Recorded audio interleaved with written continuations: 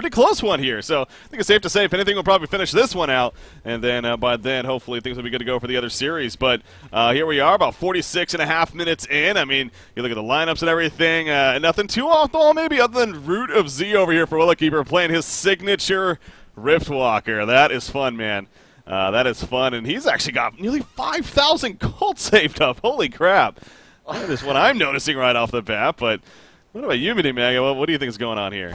I don't know, they've got a Doctor with a Savage Mace in this game as well, something that's quite peculiar. Oh, wow. Yeah, I mean, I'm surprised he hasn't picked up. He's going in actually. I was just looking to farm the Ancients, but yeah, he's picked up the Savage Mace. I'd assume because obviously there's a lot of Shrunken Heads now being picked up for the Drunken Master, for the Hag, for the Pebbles. Probably needs something to sort of cut through that magic community, which is understandable. Because if you did pick up the Sheepstick, obviously, if you couldn't use it in time, then they'd be completely useless, so it's understandable. Yeah. I mean, one thing to note, though, is that, I mean, obviously, Tree or Willowkeeper is a team we know quite well. Well, I used to play against them all the time in Instant Reflex, and one thing that I always sort of found out, and you slowly get to understand about their draft, is that they're very, very heavy in terms of magical damage, sort of magic damage, sort of magic spells overall. Very, very good in the early and laning phase, but once they get into the late game, they really do lack that kind of late game potential. At the moment, it's only really we see probably the Doctor Repulsor having that late game potential, whereas for Legion, it's like Drunken Master, Hag, Pebbles, as well as even Parasite, arguably with a puzzle box. So I mean, that's one thing to note here for Willowkeeper. Yeah. That might need to be addressed in future matches, without a doubt. Yeah. Well, for this game, though, again, you see, as far as right now, it seems like we're in that stint of a lot of farm going on. Again, we're just jumping into this one, so it's hard to say exactly how it's been playing out. But, I mean, the overall golden experience, it's a 6,000 experience lead for the Legion team. It's a 6,000 gold lead for the Hellborn team. So that in itself kind of shows you this is just proven to be a pretty even game. But, yeah, Dr. Repulsor with a Savage Mace on top of the Nullstone Hellflower and a Frostfield Blade, farming 610 gold per minute. You know, speaking of stats, once again, Quincy, like I said, he's been putting up articles as well on HonTour.com. I highly suggest checking these out. There's a lot of active articles going on, not only from him, but from the other writers as well, but that with plenty of information. One of them actually had to do with kind of breaking down the teams in this Diamond Division and kind of giving like highlights on their star players and whatnot. And in Willowkeeper's case, it was Baltazar. I believe overall he was like third overall as far as top GPM behind BMG and Sync players. So, you know, definitely a very good go-to carry player, and most certainly doing that once again right here with the Dr. Repulsor. Yeah, The Last of Us, though, you know, so while we are on this break right here, they were kind of an interesting team. They still are. I mean, mainly because they constantly go through players, it feels like. They never have the same five-man lineup. I mean, this is just even evident once again here, like, I don't know. It's just they seem like they come together. They're skilled players, clearly, but as far as consistency, as far as synergy, that's just one thing that they lack, unfortunately. Yeah, I do agree, and with that, it's kind of hard to really build a team in terms of sort of strategy and sort of draft and sort of gameplay in general. Because if you're obviously sort of switching out player to player every single sort of week, it almost feels like with The Last of Us, it's really hard to sort of get that kind of group and team mentality saying, oh, this is our five, you know, we can push forward, we can progress. Because every single time you get a new player, almost it starts the progression back to the start from position one almost, and it's hard to really build that team unless you have a sort of solid five, for example. Yeah, so kind of, but again, this is a clear example though. Like I said, they're facing a team like Willowkeeper, definitely a team to reckon with themselves, and they're giving them a run for their money. This is a very close matchup. This could easily be a win for them if things just simply go their way in team fights and whatnot. So again, it is game one of a best of three, as they all are up into the grand finals, of course, in the end. So no matter what, at least a game two, but definitely turning out to be a pretty good game one right here. So, yeah, I think it's safe to say, might as well stay in this one. I don't know if the Sync matchup yet is even still in a game. It looks like they are in a game now, but if anything, they're drafting, you know, just getting started. So, I think it's safe to say let's just stay in this one and watch what hopefully should be a good finish here between The Last of Us and Willowkeeper. As far as the other series go, I did have an update. Reason Gaming is up 1-0 over Shrek is Love. They had about a 22-minute victory from what I can tell, so, you know, maybe they expected there, but again, we'll see what happens in Game 2. I will say this, though. Shrek is Love, they went with a Riptide pickup, and that would be fun. Riptide did get some pretty good buffs in this last patch. Do you think he's maybe a hero? just to make an appearance. And I don't know. I mean, the hero is very, very strong. Don't get me wrong. But I think the real thing, or the real sort of feature that makes him so strong, is his laning phase. And against sort of top competitive teams, obviously, they can really sort of deal around that. And he's one of those sort of snowball heroes that I think can work very, very well in terms of TMM. But how it's going to really have a sort of a place or a role in terms of the competitors, I'm not 100% sure. But I do like teams sort of experimenting with like these new heroes, because I mean it only takes a couple of teams to sort of start experimenting with a few players, and then suddenly it becomes like the new meta hero, and you never know what could happen from that. Yeah. Another interesting thing, I mean, did you check out when you were checking out the Reason game? Did you see who was on picked up on the lineup? Did you see? What do you mean, like player wise? Yeah. I didn't notice that 100%. No, why is that? Have you seen the forum post about Saintrox obviously leaving the team? Oh yeah. Yeah. Do you know who replaced him? I didn't notice. Okay, just stop teasing me. Who is it? Shut Pew. Ah, really? Yeah, They Pew's got back Pew? and playing with him. Yeah, man. Oh, boy. He's even. I think he's even tagged up with him as well. So. Oh boy. Yeah, he is on the roster. Yeah, I was looking at the website here. So. Pew's back in the scene, He's and he's not the captain at least yet. Who knows, right? No, but he's not the captain for this team, and that's actually a bit of a different role than what we're used to seeing Pew in. So that'll be interesting to see how that works out for them. I mean, definitely a solid player. He really is. There is no doubting that. But let's just say his history as far as teams and whatnot goes, he's been around the block. He's been around the block, but he has been on successful teams with that said as well. So that's going to be interesting to see how that works out for them. There we go, though. Okay, it looks like we're back into this game, though. Again, what is game number 1 of Willowkeeper versus The Last of Us here. Savage Mace Doctor. I still can't get over that. I mean, what is he going for next? Because he's pretty much full inventory here. It'd probably be Buyback and then maybe Codex Courier or Abyssal Skull Courier would be my guess. And I know it sounds very troll, but if you've got enough money to sort of save for buyback, then you might as well spend your gold elsewhere, like in terms of Codex Courier. I mean, the extra like 500 burst damage can go a long way in terms of team fights if Balthazar has good micro, and I know he does. I mean, he used to play Affiliate all the time back in the day, so it wouldn't be surprised if he does start picking up. I mean, and Tree is one of those teams that does like to do these sort of fancy stuff with Len. This is a big chance right here. The response going to be coming for the Helper. Nice Storm Spirit by Bubbles, by Boxy right there. He takes a face off. Here we go. Moraxis a follow-up now. Parasite gets caught out. The Moraxis main track's going to be exploding right there. Parasite somehow lives. In goes follow-up initiation. Pebble's going to be locked in as well. Dr. Pulsar flying around as he does. They'll protect him out at the last second as well, saving the damage incoming during that time, and the chase is on in favor of Willowkeeper. It ends up being a 4-for-1. Drunken Master does get out with full life, actually, but clearly a big 1-5 for the Hellborn team right there.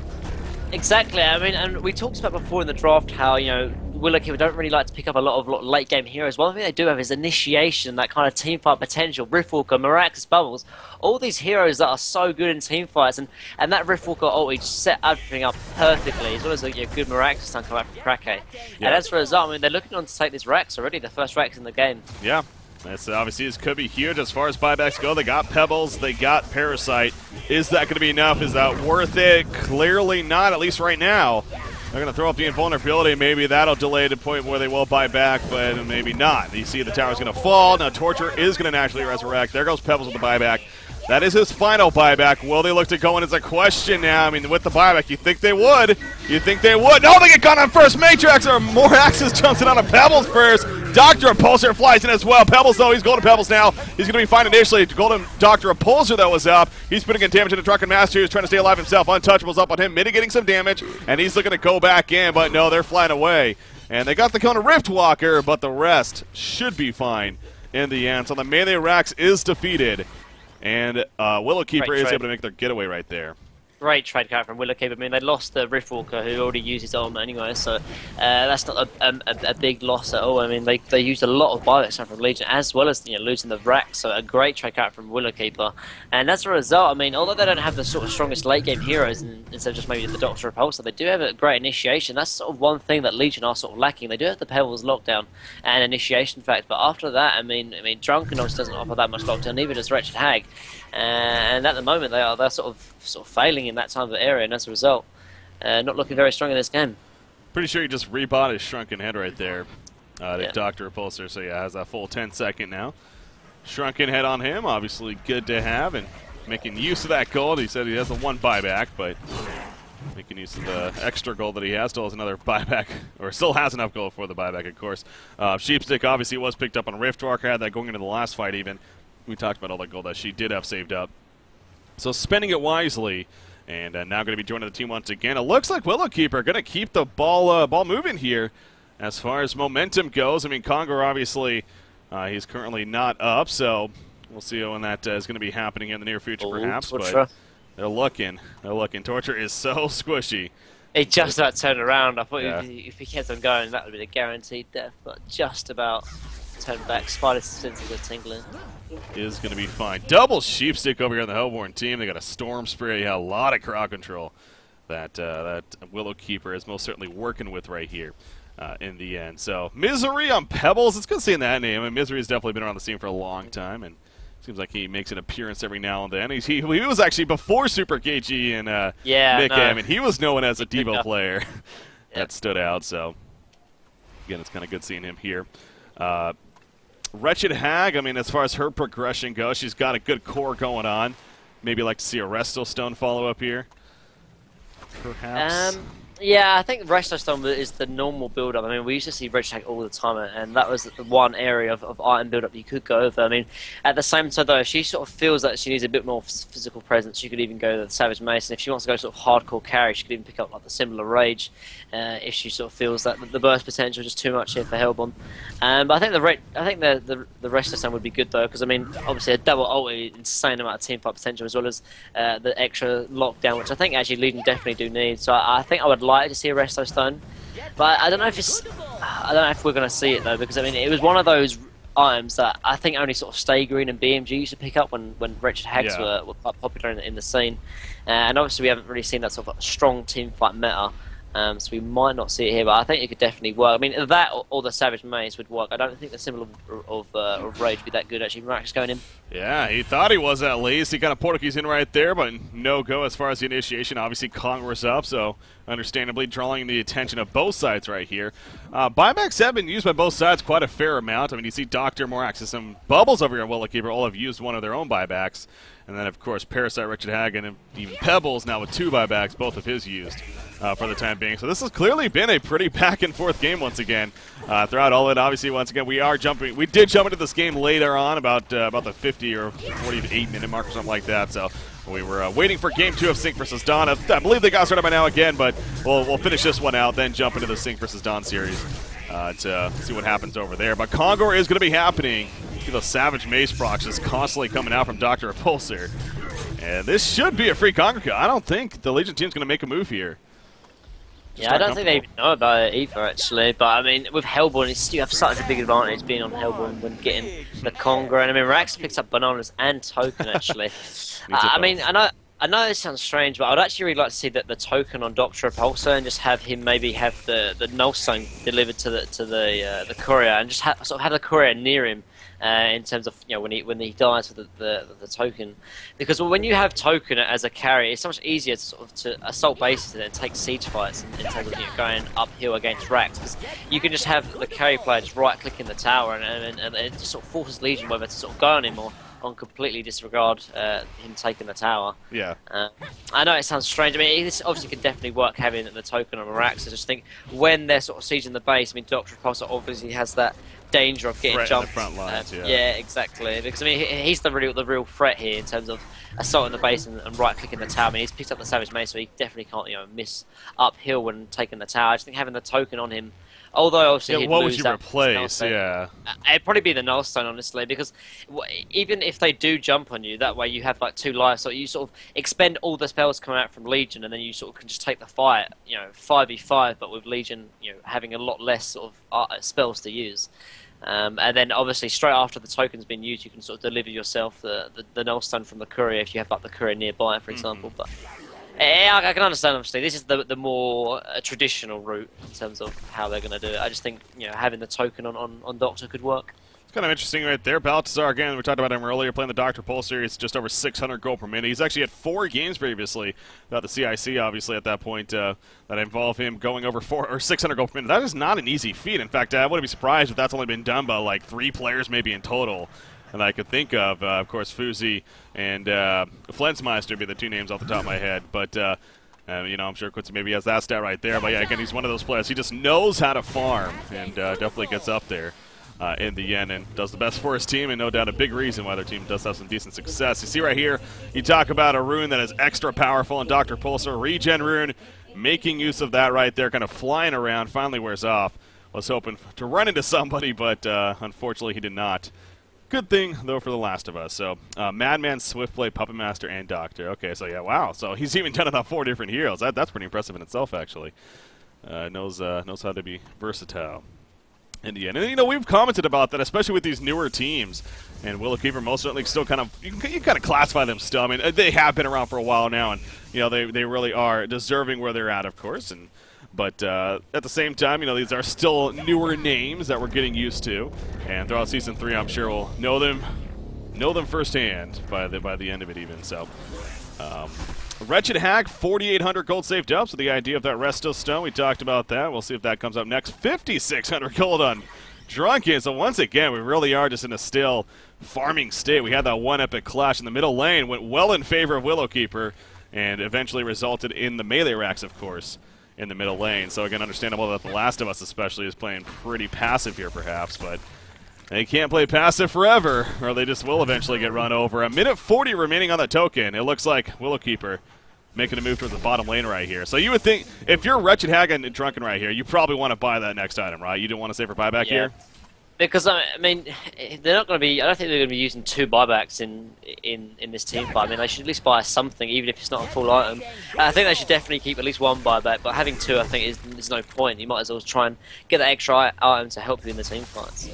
Yeah. Oh, Rift Shards. Is that level 4 rolled away? Level 2, actually. Okay, gets you to level 2, so he does save enough for at least 1 buyback. Resto Stone was bought, but then he sold it, so he's kind of in a timid spot of like, do I go for the Resto Stone? Do I want the buyback? That's a tough decision. We'll see what he ultimately does right here. They got to make a move, though. You don't just want to give up this melee racks as hard as that is. He's not going to get the Resto Stone.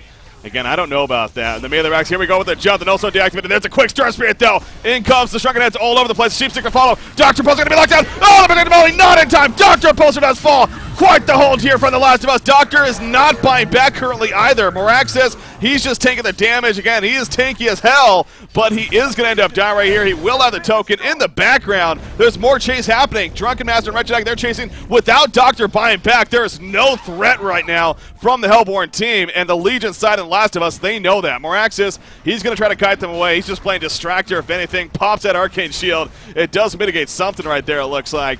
But in the end, I don't know if it's going to be enough. Portaking 1 second. Yes, he is able to use it. Will that be enough, though? Wretched Hag is chasing. Has a Sheepstick. Blink is up. There we go. Sheepstick. No, he gets Sheep first, actually.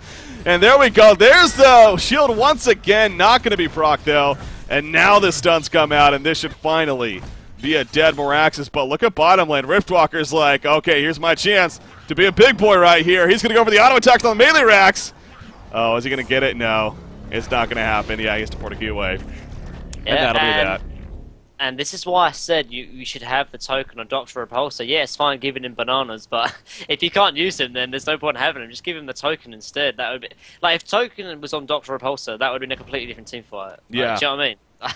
Oh. And this, I know it sounded weird to put a token on Dr. Repulsor and maybe have him drop his boots or his nullstone, but I mean that would have been the difference for them taking racks and then obviously losing the team fight. Riftwalk bottom lane just about pulled the way. I think you could argue too, though. I mean, again, maybe hindsight now in the end, but I don't know if he insta bought back right there and maybe even got post haste right away. Yeah, I agree. No, that's true. That could have really been something, but at that same time, I mean, he's got his last buyback as well. I mean, you really want to risk your last buyback for a potential take in the team fight? Like, all these questions, man. Like, I obviously couldn't say, you know, what would be the right play. I'm just trying to say all these different potential avenues of sort of action. But in the end, doesn't buy back. At least he has 1 more buyback. I mean, at the same time, you want to sort of sometimes keep that last buyback for like defending your own base because you're a lot more quicker. But at the same time, I think they could have definitely taken the team fight if you go back. We saw how fast Dr. died, exactly. Sure, he has a shrunken head. He had bananas, but if he can't use those items, as we saw there,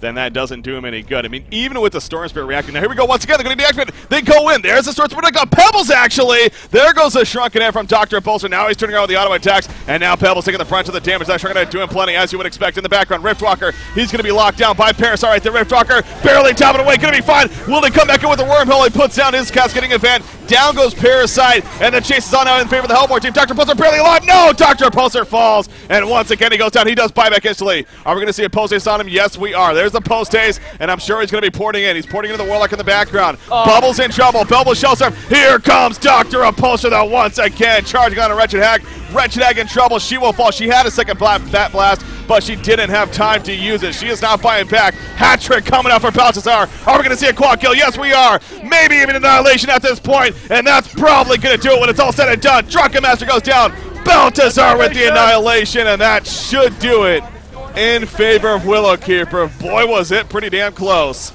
but they do take it in the end. And I guess maybe him buying back on the first time wasn't obviously the best decision, because that second buyback there does secure him the game. And man, that Dr. Repulsor though is absolutely insane. Completely six-slotted pretty much. He didn't even have room for boots. So good game in the end. Whew. Good game indeed. All right, I'm updating my graphic real quickly here. I think so. Now we're going to jump into the Sync versus Dawn series. Back into that one, that is.